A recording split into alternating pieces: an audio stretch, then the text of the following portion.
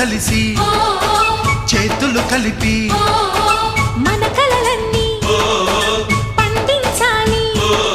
ఒక చోట పుట్టని కోడళ్ళు అయ్యారు అమ్మకే కూతుళ్ళు. త్వరలోని ముద్దుగా పుడతారు ఈ తాత పోలికల మనవళ్ళు. ఈ సంతోషాలు సరదాలే మా పండుగ.